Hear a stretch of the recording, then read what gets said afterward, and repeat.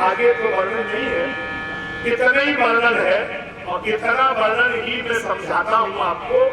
मैं ब्राह्मण होके आपके हाथ जोड़ता हूँ, आप कोई हो। देखो, जीवन की सबसे बड़ी विधा है बोलना, ये तपस्या है। सब नहीं बोल सकते। एक बच्चा की उम्र 2 से 2.5 वर्ष हो तो वो बोलने लगता है, लेकिन क्या बोलना है इसको सीखने में 75 साल गुजर जाते हैं, ये नहीं सीख पाता, क्योंकि बोलना जीवन की तपस्या है। सब नहीं बोल पाते। आप लोग भी बोलते ही होंगे, ऐसा बोलते होंगे घर के ही नहीं सुनते होंगे, और हम कौन से रसगुल्ले मान रहे हैं, हम भी तो बोल ही रहे, लेकिन आप कितने ध्यान से सुन रहे हैं। इसका मतलब सब नहीं बोल सकते। बोलना भी बड़ी कठिन बात है। कई लोग ऐसा बोलते हैं, पता नहीं कहाँ से बोलते हैं, उनकी आदत पड़ गई, जब देखो गलत ही बोलेंगे, जब देखो गलत ही बोलेंगे, जब देखो तो गलत बोलते।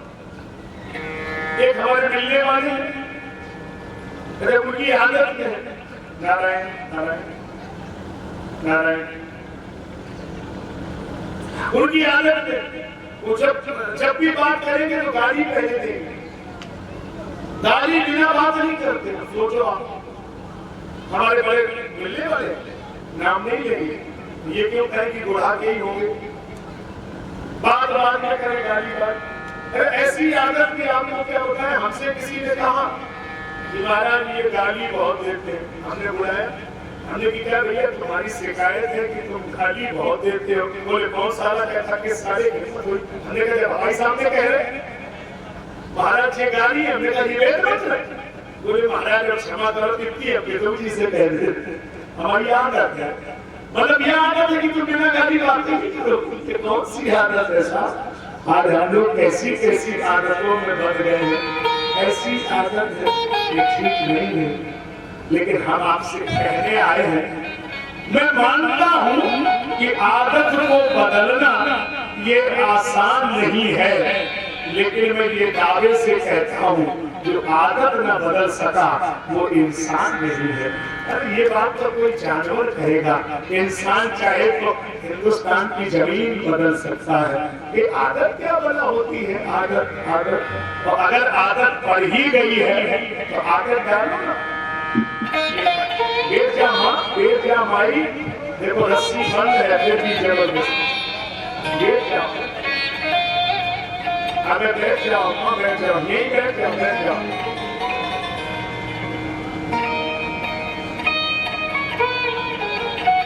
आदत पड़ी तो आदत डालिए। आदत आदत जिसको बड़ी जिसकी आदत है, हम पर तो श्री जी ने की है कृपा, राधे कहने की आदत है, राधे राधे राधे कहने की आदत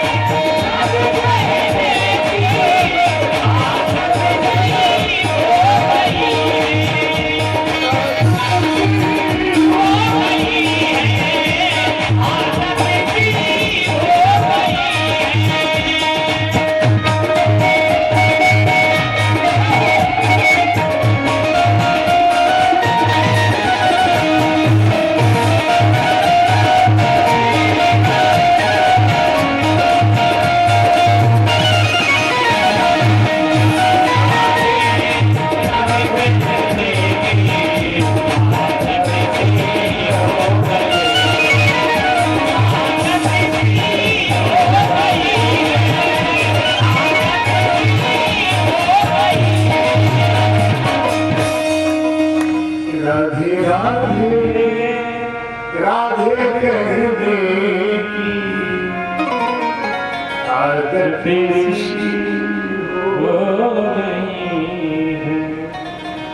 ऐसा ही भगवान का एक भक्त है, तन से, मन से, धन से, कर्म से, वाणी से, शरीर से मात्र परमात्मा के चरणों का अनुरागी है, लेकिन भागवतकार ने उसका नाम नहीं लिखा।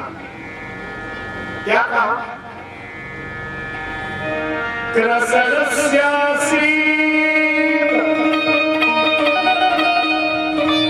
सखा कश्चित् ब्राह्मणो ब्रह्मविद्तम विरक्त इंद्रियार्थेषु प्रशान्तात्मा जितेन्द्रिय।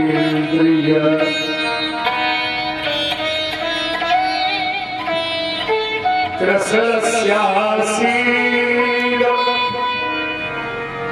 कृष्ण का आसीद माने था, सखा,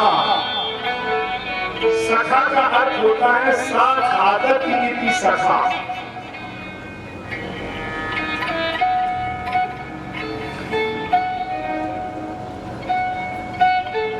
हम चाहते हैं पीछे से करो,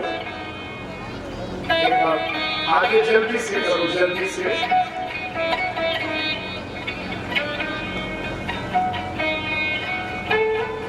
कृष्ण का कोई एक मित्र है, कृष्णस्यासीत सखा कश्चित्, इसमें नाम दाम कुछ भी नहीं दिया।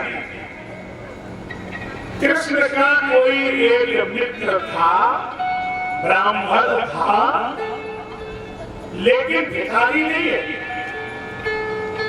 पुराण में इसका उल्लेख नहीं है। ब्राह्मणो ब्रह्म विद्यमा, उसके पास में धन है, रोटी दाल चावल कपड़ा आटा वो तो मांग के ही लाता है, फिर कैसे कह सकते हैं कि धन है? हमारे यहाँ जो सखा शब्द है उसमें साखादति की सखा, साथ में खाए साथ में ही रहे, उसको बोलते हैं सखा। कृष्ण का कोई एक मित्र है, ब्राह्मण है और भिखारी नहीं है, वो मित्र है। अरे सखा जब मिलते थे, पहले के जमाने में सखा बनाए जाते, ये हमारे बाल सखा है, ये हमारे प्रिय सखा है। और सखा जब भी मिलते थे तो ऐसे हाथों से, बाहों में हाथ, ये हमारे सखा। फिर शब्द बदल गया, आजकल बोलते हैं दोस्त। दोस्त का मतलब समझते हो? दो दो तो है, और देना लेना बंद, उसी दिन अस्त घर नहीं थे, घर नहीं। आजकल दो धन अस्त बराबर दोस्त है। और मित्र जब भी मिलेगा तो ऐसे बाहों में मिलता है, और दोस्त जब भी मिलेगा तो बाहों से नहीं मिलेगा, दोस्त ऐसे मिलते हैं। देखा,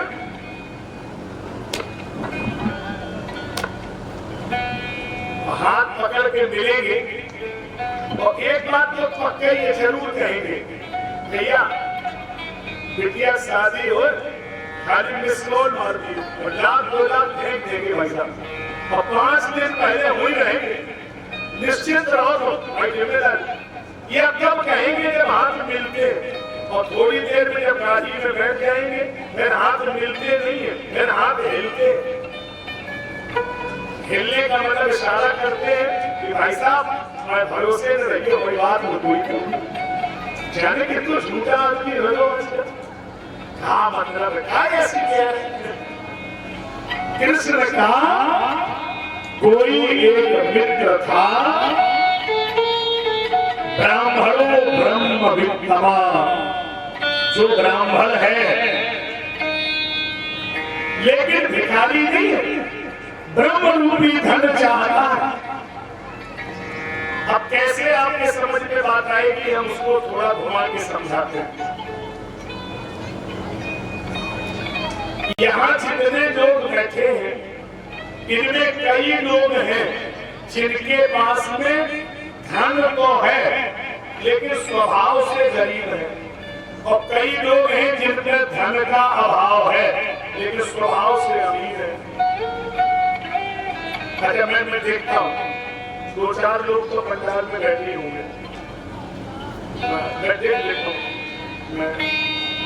कई लोग दिखाई दे रहे हैं जिनके पास में मामला गड़बड़ है, मगर आजकल पैसा भी नहीं है, कोरोना में नुकसान हो गया, और तुम कभी भी उनसे बात करो और भाई साहब अच्छा कोई देखा नहीं, जबकि 10-5 लाख खर्चा है, यार भर रहे फिर है भाई साहब कोई दिक्कत। जब वो लोग बताओ कोई सेवा हो, ये उनकी आदत है, स्वभाव से राजा। और कई लोग यहाँ बैठे 2-4 तो बैठे ही है जिनपे इतना रुपया है कि गिन नहीं सकते, और तुम चाहे जब उससे बात करी हो, क्या हाल चाल है तुम्हारे, चाहे तुम्हारे ही कैसे लग रहा हो, हमें बड़ी बुरी जगह कैसे लोग। अरे जब भगवान का तव है तो घरमा में कौन सी कोई गाना है कि मारे जाते गाना मारे, ये क्या तरीका हुआ। वेद ने कहा मरने का गाना मत गाइए, देखो वेद ने कहा, मैं नहीं कह रहा हूँ, वेद ने कहा मरने का गाना मत गाओ, वेद ने कहा। अच्छा देखो, इंटर कॉलेज में कभी पढ़ा, उसके गेट में लिखा होता है असतोमा सद्गमय तमसोमा ज्योतिर्गमय मृत्योर्माम अमृतम गमय। उस ज्ञान की बात करिए जो मृत्यु की तरफ नहीं अमरता की ओर ले जा रहा हो। ये कौन सी बात है कि साहब अपने आप मर गए, तो इसलिए वो जीवन ठीक नहीं है। जीवन का मतलब हर हाल में खुश रहने का नाम है। तो इनके पास में धन है, और मैं व्यासपीठ में सिद्ध करता हूँ कि सुदामा के पास में धन है, रोटी दाल चावल कपड़ा नहीं है, मान के ही जाता है। फिर कैसे कह दे कि धनवान है क्यों? आयु जी मैंने राम रतन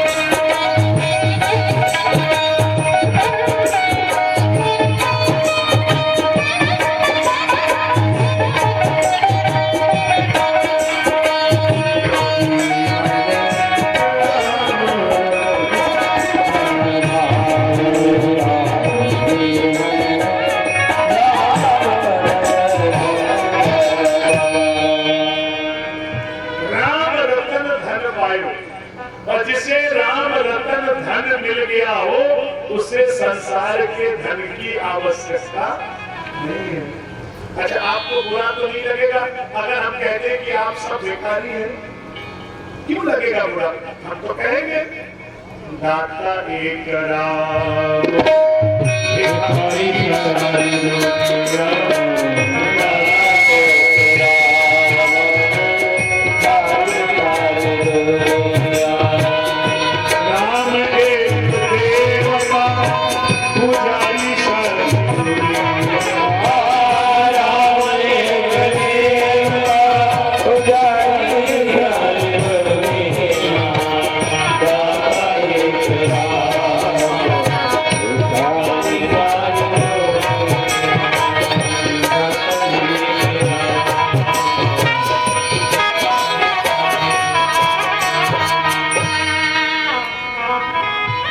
कबीरा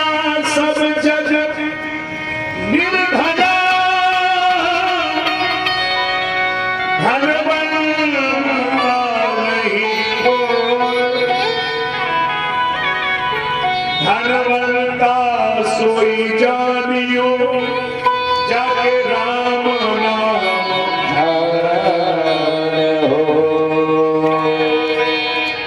भिखारी सारी दुनिया भिखारी सारी एक सज्जन ने हमसे कहा, आचार्य जी आप लोग चाहें तो भिखारियों पर प्रतिबंध लग सकता है, आप लोग मुहिम चलाइए। हमने कहा भिखारियों पर प्रतिबंध लग ही नहीं सकता। क्यों भाई? प्रधान जी बताइए। राकेश प्रधान, कहाँ दूर दूर से श्रोता, कहाँ जयपुर कला, कितनी दूर बाहर, सब श्रोता बड़े भाव से आते हैं। ये देखो महात्मा सब बैठे हैं, आप क्या समझते हैं? अभाव से स्वभाव का आकलन नहीं है। कई लोग स्वभाव के कारण राजा हैं, अभाव से प्रयोजन नहीं है। ये कितने साधु बैठे हैं, कितने बैठे हैं, इनमें मैं सबको पहचानता नहीं हूं। एक दो साधु ऐसे भी बैठे होंगे जिनके बेटा बेटी पर 50 बीघे जमीन होगी, सब कुछ होगा, और उसके बाद भी मन लागू मोरा इसका अर्थ आप क्या समझेंगे? इन्होंने कोई भीख मांगने के लिए ये देश नहीं रखा, इन्होंने कुछ पाने के लिए नहीं रखा, इन्होंने तो कुछ देने के लिए रखा। अगर पाना ही होता तो घर में ही करना था, उसी में बने रहते। तो कहीं इस बात का दिमाग मत लगाइए कि सुदामा भिखारी उस जो भगवान कृष्ण का मित्र है वो कोई संसार का भिखारी होगा। किसी ने कहा भिखारियों पर प्रतिबंध लगवाइए, मैंने कहा लग नहीं सकता। क्यों? अब मैं तर्क दे रहा हूं, आप लोग सुनिए। आजकल बुरा नहीं मानता, कुछ लोग बैठे हैं तो बुरा मान सकते हैं। आजकल भीख मांगना भी एक धंधा है, आजकल भीख मांगना भी एक धंधा है। छोटे आदमी मांगे तो भीख है और बड़े मांगे तो चंदा है, लेकिन कानून अंधा है। छोटों के गले में फांसी का बंधा है, इसीलिए बाजार मंदा है। बड़ों का फलता फूलता धंधा है, छोटे मांगे तो भीख है, बड़े मांगे तो चंदा है, लेकिन भीख मांगना एक धंधा है। नारायण नारायण, भीख मांगना एक धंधा। कौन भिखारी नहीं है? सब मांग रहे हैं। छोटा आदमी कटोरे में मांग रहा, बड़ा आदमी अटैची में मांग रहा। देखो मामला समझो, छोटे मांगे भीख, बड़े मांगे तो चंदा है। क्या करना हो रहा है? साफ भिखारी है। इसलिए कबीर ने कहा, कबीरा सब जग निर्धना, धनवंता नहीं कोई, धनवंता सोई जानियो जति राम नाम धन हो। तो धनवंत है। तो ये सुदामा क्या है, पहले तो विद्वान श्रोता समझ ले। राजेश बाबू जा रहे हो कि आ जाओ, तो चले जाओ। ये राजेश यादव एडवोकेट हैं वहां के, हमारे बड़े प्रिय शिष्य हैं, और इन्हीं के कारण हम यहाँ तक आए हैं। इन्हीं की भांजी है जो संतोष को है, उनके चंद्र प्रकाश जी के घर में। तो इन्हीं ने ऐसा, चूंकि मैं अक्सर जब भी आता हूँ तो बाहर में इन्हीं के यहाँ ठहरता हूँ, मेरे बड़े प्रिय शिष्य है पूरा परिवार। तो इन्हीं ने कहा कि गुरु जी कुछ भी करो, चलना पड़ेगा। तो मैं आपकी सेवा में आ गया। इतना प्रतिबंध लगाते हैं फिर भी आप लोग नहीं मानते। बैठ जाओ भाई, बैठ जाओ, बैठ जाओ, अभी कथा हो जाने दो, फिर बैठ जाओ। नारायण, हल्ला मत करे, कार्यकर्ताओं से भी कहूंगा आप बैठ जाओ, बैठ जाओ। हो गया, जल्दी से जल्दी से। बात कह रहा था, उसी प्रसंग पर आइए। सुदामा किसको बोलते हैं? अब यहाँ 10-50 ऐसे श्रोता बैठे हैं जो इस बात को पकड़ना चाहते हैं कि कथा का मूल तत्व क्या है। चलिए मैं आपको ले चलता हूँ वेदांत संबंधवाद।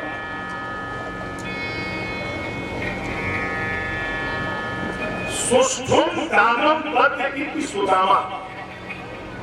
श्रुति ने कहा द्वावा सुपर्णा सयुजा सखाया। जब संस्कृत व्याकरण आप सब सुने समझे तब समझ में आएगा कि कथा है क्या। कथा वो नहीं है जो आप समझते हैं कि कटोरा लेके मांगता होगा। द्वावा सुपर्णा सयुजा सखाया। वेद ने कहा दो मित्र थे, एक जीवात्मा एक परमात्मा, और दोनों कहाँ रहते थे? शरीर के मकान में, और दोनों पक्के मित्र थे। ईश्वर अंश जीव अविनाशी, एक अविनाशी था और एक विनाशी था। जो देह में अपने को समझता था वो विनाशी था, और जो देह से परे अपने को आत्मा समझता था वो अविनाशी था। और दोनों मित्र इस शरीर के मकान में बने रहे, और एक दिन खेल हो गया। कैसा? जीव इधर से चला उधर से प्राण से धारे, और दोनों ही मिल गए देह मंदिर के द्वारे। जब एक एक में खो गया तब ना जाने क्या हो गया। संतों की वाणी ने यही कहा, अब अलख निरंजन हो गया। हम थे ढूंढे हमें, और हमें ढूंढने हम ही चले, और हमने ढूंढा हमने पाया। जब हमें मिले तब हम ही मिले। इसलिए कबीर ने कहा, देख सखी खोल दो नैना, कछु लेना न देना मदन तेरा साई है तुझ माही। है तो वो तुम्हारा पक्का मित्र, लेकिन जीवन भर तुम उसको यहाँ वहां खोजते रहे, तुमने मन के मंदिर में नहीं खोजा। यही गड़बड़ है। अब जरा कथा का भाव सुन लो। सद्बुद्धि रूपी सुशीला जीवात्मा रूपी सुदामा को वासना के वस्त्र में 4 मुट्ठी चावल काम क्रोध लोभ मोह बांधती है। और सद्बुद्धि के द्वारा जीवात्मा परमात्मा का जब मिलन होता है तो परमात्मा वासना की गठरी को फाड़ के फेंक देता है, और उपासना की 4 चीजें देता है, अर्थ धर्म काम मोक्ष। सद्बुद्धि के द्वारा जब जीव और ब्रह्म का एकाकार हो जाता है तो उसी को सुदामा का चरित्र कहते हैं। ये कम शब्दों में स्टैंडर्ड बात है, थोड़े में बहुत। अब जरा कथा का भाव सुन लो। पंडित जी स्वयं कथा वाचक है, ये नई बात कह रहा हूँ। पंडित जी की कथा बहुत लोगों ने आपको सुनाई। पंडित जी कथा वाचक थे, ये भी तो सुनो। स्वयं बहुत बड़े कथा वाचक, लेकिन वो ऐसे कथा वाचक नहीं थे कि वो हमारी तरह से कहीं भी सुना दे ना, केवल अपने घर में सुनाते हैं। शाम को बेटा बेटी पति पत्नी बैठ जाते हैं और शाम को घर में नित्य कथा होती है। मैं दावे के साथ तो नहीं कह रहा हूँ, इस गांव का सदस्य नहीं हूँ, लेकिन मेरा ऐसा मन बोल रहा है भीतर से कि इस बूढ़ा गांव में ऐसी परंपरा थी जिस समय लाइट नहीं थी तब इस गांव में लालटेन जगा करके गांव में कई जगह शाम को रामायण बाजी जाती थी और गांव के लोग इकट्ठे होकर सुना करते थे। ये हमारे गांव में ऐसी परंपराएं थी। आज हम लोगों के पास टाइम ही नहीं है, सब चीजें बंद होती जा रही। रामायण बाजी जाती थी, घंटे 2-2 घंटे अर्थ होते थे, गांव भर के कोठा बैठते थे और लालटेन से होता था तो साधन हो गए। तब कथा होती थी शाम को। ये हमारे शाम को कथा का विधान है। रामायण कह रही है, हरि भोजन मोरे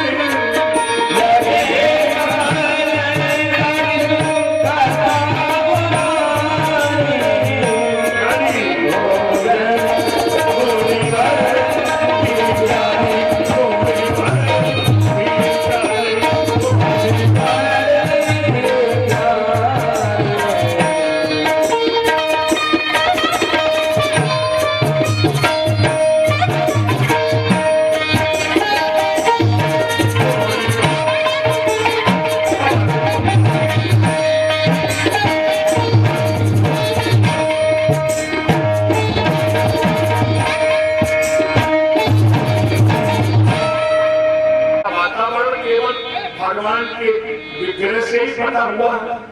आप ये मंत्र बोलिए 16 बार, बोलिए हरे राम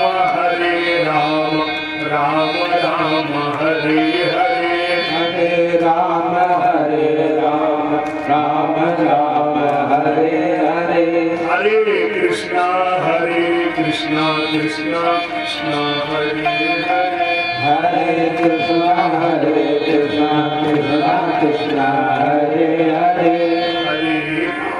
हरे राम राम राम हरे हरे, हरे राम राम राम हरे हरे, हरे कृष्णा कृष्णा कृष्णा हरे हरे, हरे कृष्णा कृष्णा कृष्णा हरे हरे। 16 बार जब आप ये मंत्र बोलेंगे तो वो प्रसाद बन जाएगा बिहारी जी का। कोई गड़बड़ नहीं होगा, फायदा होगा आपको। बोल के देखो। अच्छा मान लो इतने में आपको पूरा झंझट लग रहा। अच्छा जब थाली सामने आ जाए तो आप एक गिलास भी खर्च ना करो। आपको लगता होगा भगवान को खिलाएंगे कब हो जाएगा। अरे इतना जल हाथ में लो, थाली पे घुमा दो, प्रणाम कर लो, भगवान तुम्हारा प्रसाद है। इतना तो भोग लगा सकते हो। इतना तो वचन दो ब्राह्मण को। मैं तो चाह रहा हूँ इतना तो कह दो कि गुरु जी बिना भोग लगाए आज के बाद में भोग तो लगाओगे। कितने लोग? कम लोग हाथ उठा रहे, बात है। चलो जिन्होंने उठाए उनका धन्यवाद। लेकिन एक बात बताऊं, आपने उठा तो दिए लेकिन फंस गए आप।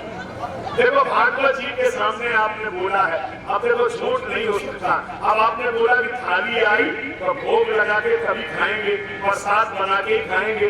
अब ईमानदारी से बोलो, तुमने कभी मंदिर में ये कहा कि चन्ना मिर्च में शक्कर कम है, कमौनी कही, तुमने कही कि ये पूरा मीठे कम है। अरे भगवान को प्रसाद सो प्रसाद। तो आज के बाद यह न सुनने में हम की नमक कम है कि मतलब कसम मतलब मामला घर में करो। मतलब अब तो जो आए वो थाली में सो ठीक है। झंझट नहीं साहब, देखो झंझट बनो रहो तो क्या फायदा। कम से कम बहुमत को तो फायदा हो। बहुमत तो कल से कहें कि महाराज अच्छे आए कि चलिस करो, यही तुम्हारे तुम लड़ाई करते हो शाम को। नमक कम है, मिर्चा कम है, शक्कर कम है। अरे जो थाली में आएगा सो बिहारी जी को भोग लगो बस।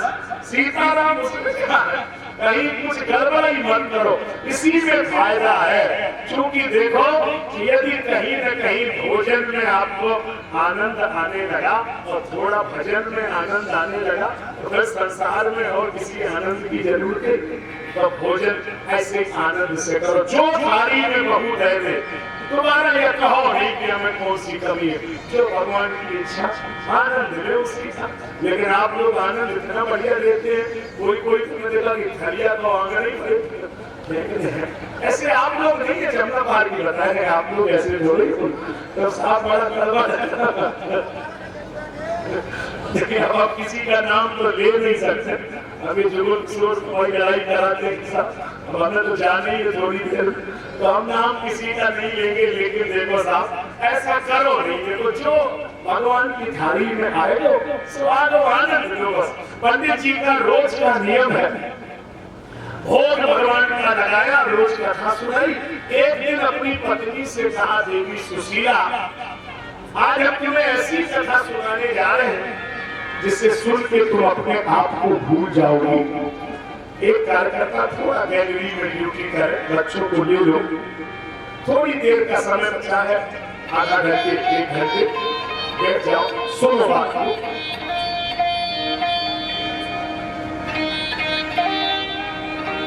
देवी सुशीला एक दीनहीन गरीब ब्राह्मण है, सुबह से लेकर शाम तक भगवान नाम का संकीर्तन करता है और जो कुछ भी मिल जाता है प्रसाद में उसे स्वीकार कर लेता है।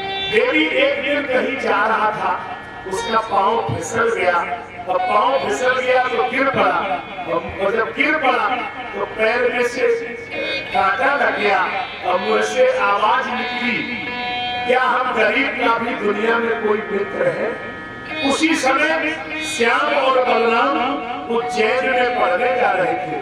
कान में आवाज पड़ी, चलते रथ से कन्हैया कूद पड़ा, ब्राह्मण को बाहों में उठा लिया, पांव का कांटा निकाला। तुमने ये कैसे कहा तुम्हारा कोई मित्र नहीं है? आज से मैं तुम्हारा मित्र हूँ। इस संसार में जिसका कोई नहीं है उसका मैं हूँ, मैं तुम्हारा मित्र हूँ। रथ हाँकने वाले ने पूछा, आपने कैसे सुन लिया? आपने कैसे सुन लिया? मुझे तो सुनाई नहीं दिया। भगवान ने कहा, अगर तीनों की आवाजें सबको सुनाई देने लगे तो फिर मुझे दीन बंधु कौन कहेगा, दीनानाथ कौन कहेगा? दीन की आवाज मेरे सिवा संसार में कोई नहीं सुनता है। दीनानाथ अनाथ का भला बिना समझो, अगर नकारोगे प्रभु तो हंसी करेंगे। आज अपने रथ में बिठा करके कन्हैया ब्राह्मण को ले गया और गुरु जी से कहा, गुरुदेव ये हमारा मित्र है, वहां रहेगी लाज, ये हमारे साथ में पढ़ेगा, इसकी पढ़ाई का खर्चा मैं दूंगा, गुरुदेव इसको पढ़ लेने दो। और ब्राह्मण भी साथ में पढ़ने लगा। देखो साहब, आप लोगों में जिन लोगों को भगवान ने थोड़ा भी धन दिया हो तो मेरे कहने से एक काम करना, मन बड़ा व्यथित हो गया भीतर से, हृदय भर आया, एक बात कह रहा हूं, आपको बहुत फायदा होगा।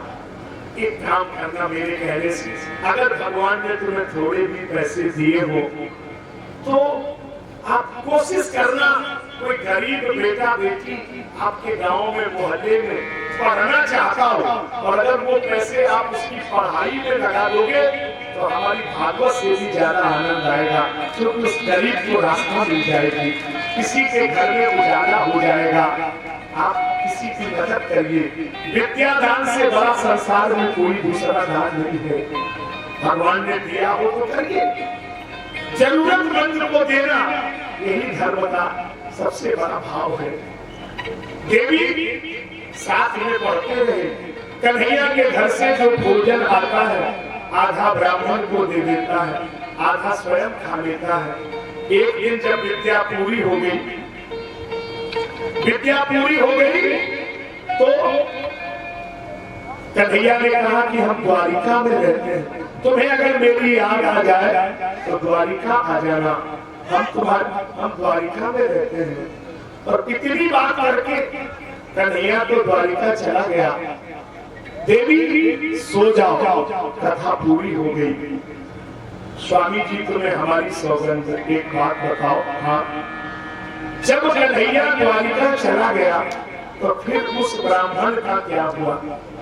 देवी वो ब्राह्मण कोई और नहीं था, वो तो तुम्हारा अभागा पति था। तुम उसके मित्र हो? हाँ, हम उसके मित्र हैं। एक साथ में पढ़े हो? हाँ, लेकिन समझ में तो नहीं आया, वो इतना बड़ा आदमी तो तुम्हारी ऐसी दशा। कहा देवी इसमें उसका दोष नहीं है। एक झोली में फूल भरे हैं, एक झोली में कांटे, अपने बस में कुछ भी नहीं, ये तो बांटने वाला बांटे। कोई कारण होगा, कोई कारण होगा। जीवन में सबका प्रारंभ अलग होता है। एक ही माता दोनों को पेट में रखती है, बेटी को भी जन्म देती है, बेटा को भी जन्म देती है, लेकिन दोनों की कहानी अलग है। दोनों की कहानी अलग है। उसी पेट से बेटा ने जन्म लिया, उसी पेट से बेटी ने जन्म लिया, अब प्रारब्ध दोनों का बदल गया। बेटी अमीर घर में ब्याही गई और वो बेटा गरीब हो गया। बहन अमीर हो गई और वो भाई गरीब हो गया। और एक दिन ऐसा किस्मत का खेल जब वो गरीब भाई फकी बनियान बहन के दरवाजे पर गया तो बहन ने कहा कि हमारे मोहल्ले का भैया है, हमारे तो सगे भैया ही नहीं है। आज हम लोगों ने पैसे के पीछे रिश्तों को बेच दिया। कितने गिर गए हम लोग। मैं सोच नहीं सकता हूं जब एक दिन वो गरीब भाई अमीर हो गया, बहन गरीब हो गई, और जब वो गरीब बहन फटी साड़ी पहन करके आई तो भाई ने बहन का पाँव नहीं छुआ। कहना ये चाहता हूं सदा ना रहा है, सदा ना रहेगा जमाना किसी का, नहीं चाहिए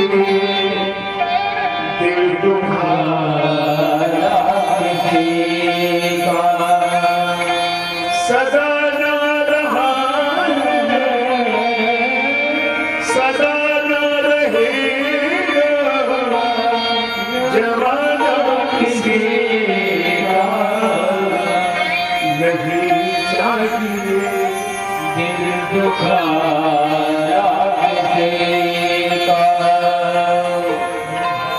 दुनिया का गुलशन सदा ही रहेगा, ये तो जहां में लगा ही रहेगा, आना किसी का जग में, जाना किसी का, नहीं चाहिए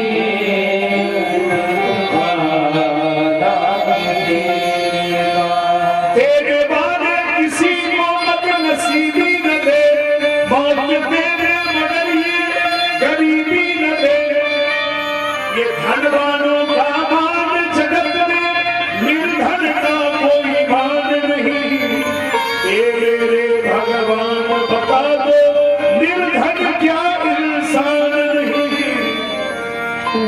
आज पैसों के पीछे लोगों ने रिश्ते बेच दिए, कितनी बहनें बैठी हैं, कितने भाई बैठे हैं, आज सगे होने के बाद भी पैसे के पीछे उनके रिश्ते खत्म हो गए। लेकिन हम उनसे यही कहने आए हैं, ये धन बहुत कुछ नहीं होता है। अगर कभी अस्पताल में ब्लड की जरूरत पड़ेगी तो कोई और नहीं देगा, अपने ही दे देगा। आप किसी को छोटा बड़ा कैसे कर सकते हो, परमात्मा से डरना सीखो, कभी किसी के प्रति ऐसा भाव मत रखो। आज देवी सो जाओ, रात बहुत हो गई। स्वामी जी अगर द्वारिका के नाथ तुम्हारे मित्र हैं तो एक काम करो ना, आप द्वारे द्वारे क्यों मांगते हैं, द्वारिका नाथ के द्वारे चले जाओ।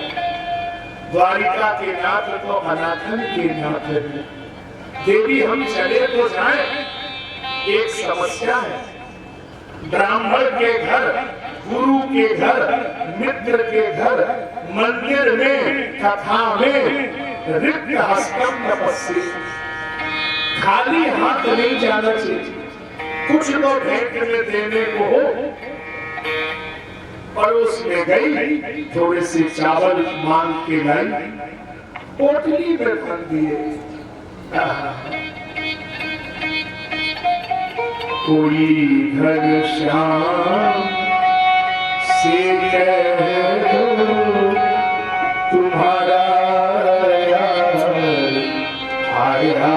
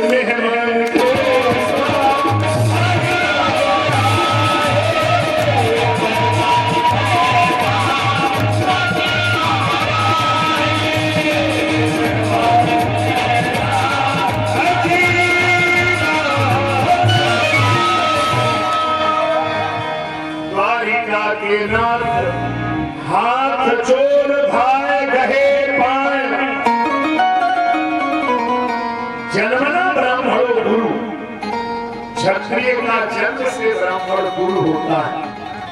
कभी भी क्षत्रिय ब्राह्मण का अनादर नहीं कर सकता। यदि ब्राह्मण अपनी निष्ठा पर है तो क्षत्रिय उसका आदर करता ही है। भगवान ने ब्राह्मण को प्रणाम किया, पांव धोए, कहां बने रहे? अभी ब्राह्मण कुलकुलान भवतो लब्ध दक्षिणा अब ही परमोदा भाव उत्तम श्लोक दर्शना।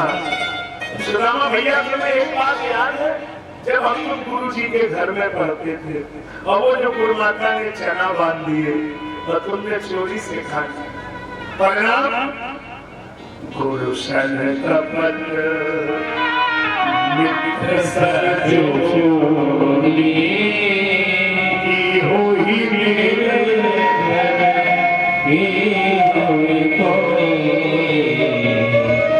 अपने गुरु जी से छल करने वाला, मित्र से कपट करने वाला, ये तो निर्धन होता है, यह कोढ़ी होता है, परिणाम अच्छा नहीं होता है। कारण यही रहा। और देखो आज भी तुम्हारी आदत में सुधार नहीं हुआ। वो भाभी ने दिया, क्यों दबा रहे हो? वो पोटली को दबा। गांव में माताएं पोटली में बांध के ले जाती है। अच्छी बात है, यहाँ भी लाई है कि आप लोग पोटली में बांध के चावल ले जाते हैं। हाँ हाँ, पंडित जी ले आना जरा, रामा देवी लाई। अच्छा अच्छा, बोला नहीं मानना, पूछ रहा हूँ पोटली में आप लोग क्यों ले जाते हैं? तो सुदामा पंडित जी ले गए तो हम लोग ले जाते हैं, कितना अच्छा लगता है, बढ़िया बात है। सुदामा पंडित जी ले गए, हम लोग ले जाते हैं। अच्छा, सुदामा पंडित जी पोटली में क्यों ले गए?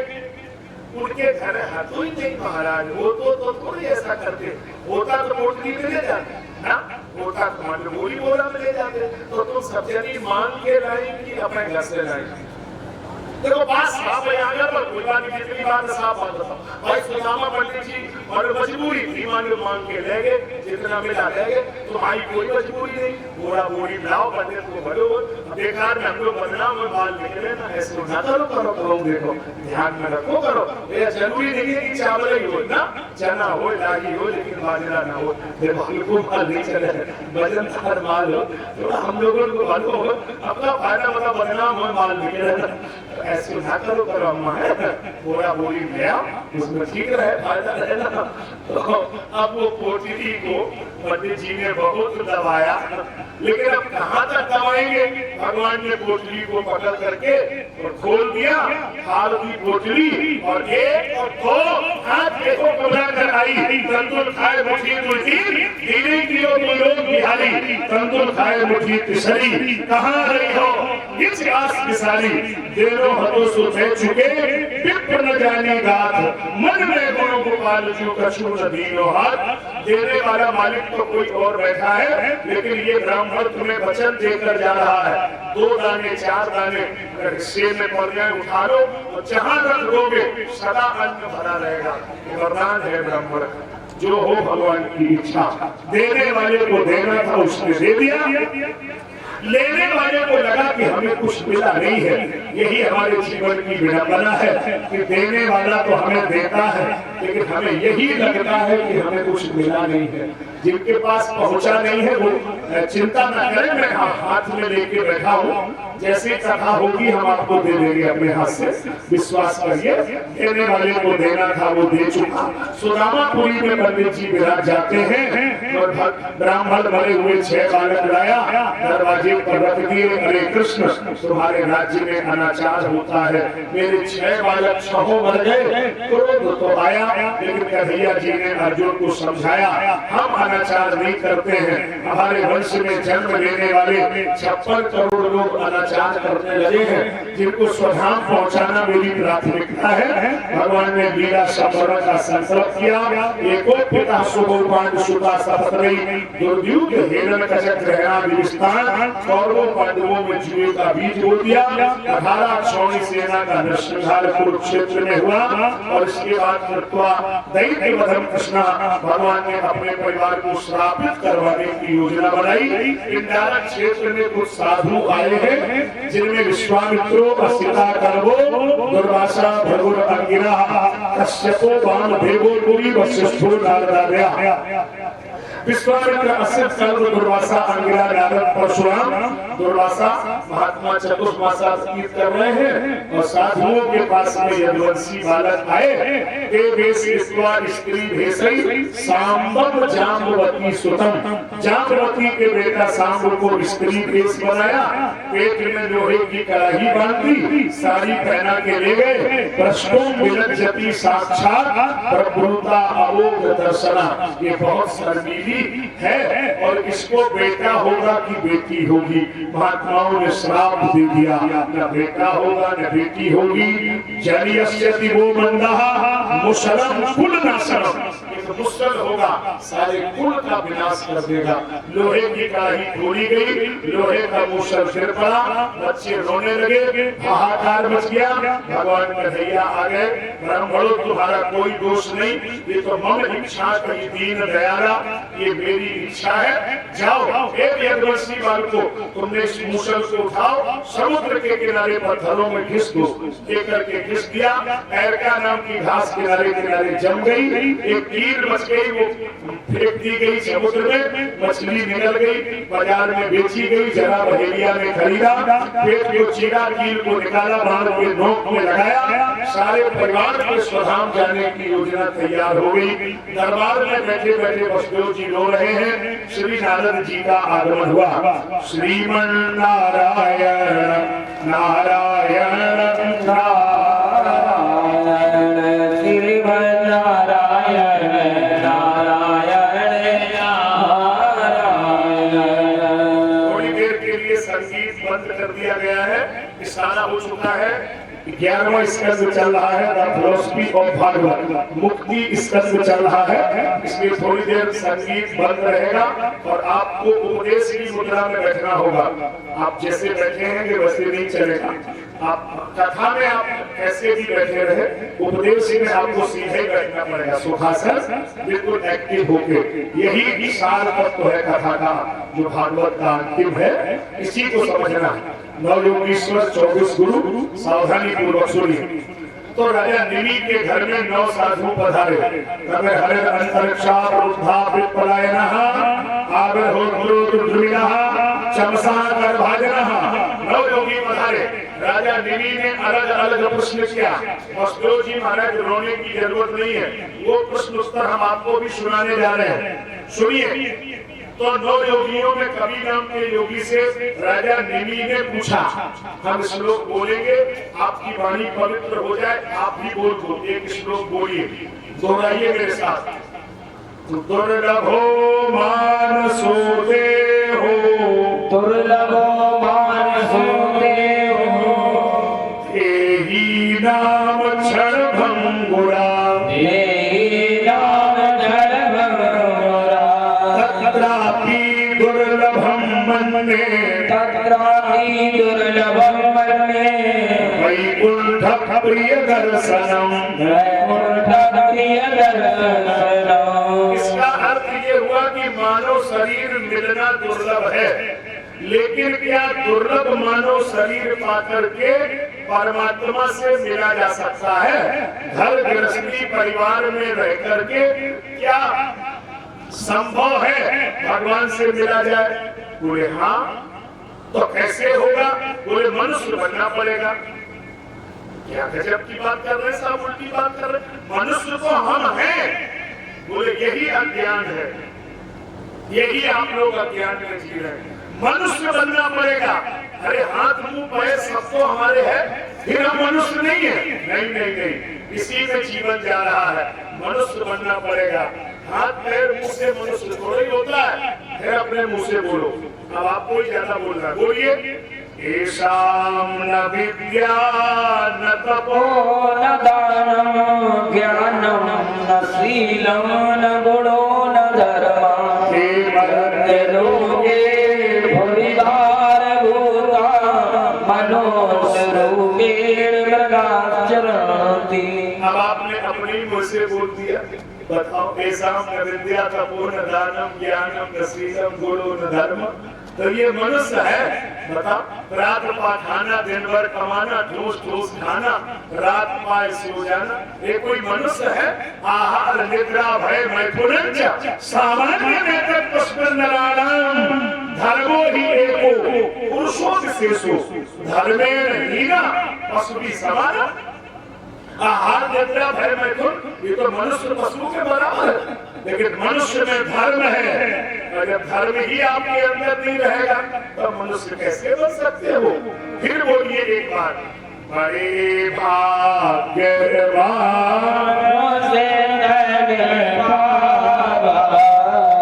सुर दुर्लभ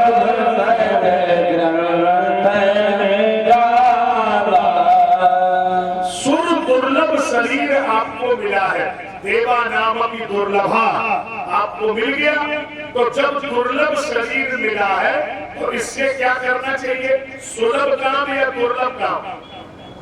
जैसे मान लो मशीन महंगी है, मशीन की कीमत 5 करोड़, तो दिन भरे में 100 रुपया कमाएगी या 5,000?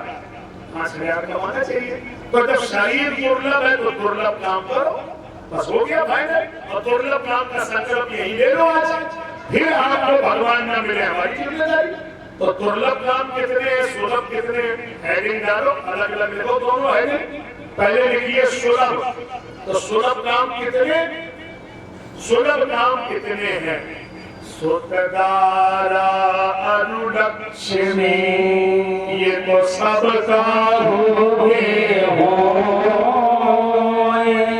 यहाँ में कोई बड़ी तीरंदाजी नहीं है कि हमने 75 बीघा वो हमारे साथ 45 एकड़ वो हमारे साथ इतना रुपया इतना ट्रैक्टर इतनी खाली। अरे हमने तो सब पे काट दिया, वही शब्द बोले हैं। तुलसी बाबा ने तो और कुछ कहा, सुतदारा अनुलक्ष्मी ये तो पापी हूँ के घर हो। यहाँ में कोई तीरंदाजी नहीं है कि तुम पे बड़ो अच्छो मकान है, बड़ा अच्छो पैसा है, ये तो किसी के भी हो जाएगा। तो दुर्लभ क्या है? संत समागम हरि कथा तुलसी दुर्लभ।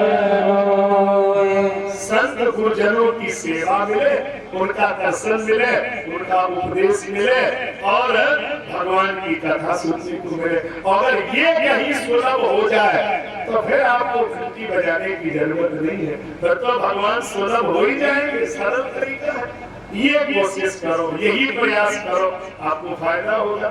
3 प्रकार के भक्त बताए, उत्तम मध्यम प्राकृतिक। एक प्राकृतिक भक्त होते हैं, बने बनाए, सवेरे 5 बजे चले जाए और 4 बजे चले जाए और कब 3 बजे से घंटी बजाने लगे और फिर कब नहाए वो शुरू करें तो घंटा भर को पलटी लोटा धारा धार, फिर बीच देहरी पे मारा कंबर बिछाओ और शंखियां घंटियां माला पूरी दुकान ऐसी फैलाई और फिर भी माला फेरा। तो देखो कैसे हर मोहल्ला में एक जो तो मिले ही है, कोई नहीं, मतलब अंदाज रह रहे। देखो हमारी तरफ से समझो, सवेरे मतलब उनको माला फेरा थे और कैसे फेरा दिया देखो, बोलियो नहीं बिल्कुल हमारी तरफ देखे रहना, नजर मत गिराना, कैसे फेरा देखियो। राम राम राम राम राम राम राम दुनिया भर को लड़का ही हमारा सवेरे में तुम्हारे कुआं फेरो ना सोच ये सवेरे राम राम राम राम राम राम राम राम गैया गैया की लाठी दे गैया गैया गैया गैया राम राम राम राम राम राम राम। सवेरे 5 बजे के हनाए बैठे उन्हें बहू की छाती न फटी, हमें एक कप चाय दे जाती, इतनी मैं याद मारो कहाँ से बैकुंठ में जाए रहे, हमें पता ही नहीं खाए कितना मत है। किन्ने तुमने कही किन्ने सपनों तो खाए भी तो मत भरोसा कर हैं। बहू की ना सो गैया की ना सो माला फेरो, अरे ना फेरो इसमें बढ़िया क्या मतलब है आपको बता। तो महाराज ये मतलब ये माला गलत है, बोले बिल्कुल गलत है। अरे माला को मतलब ये थोड़ी कि तुम तमाशा कर रहे हैं, क्या तमाशा मचा रखा। माला फेर शुभ भया फेरा न मन का फेर कर का मन का डाल दे मन का फेर, ये क्या गड़बड़ करते हो। और इनकी तुम आरती सुनो तो ऐसे ही रह जाओ, जो सुना है आरती सुन लो क्या है पूरी हो जाना दोबारा बोले है कोई नहीं, बोला उसका मुंह बोला के है पूरी हम पंडित पक्के बिना कहीं ईमान से कसो लो। आरती कैसे कर तुम देखो, ऐसे अगरबत्ती को पूरा पैकेट घट में मतलब जलाएंगे और गलत कैसे या देखो तुम, धन मन धन सब तेरा फिर वो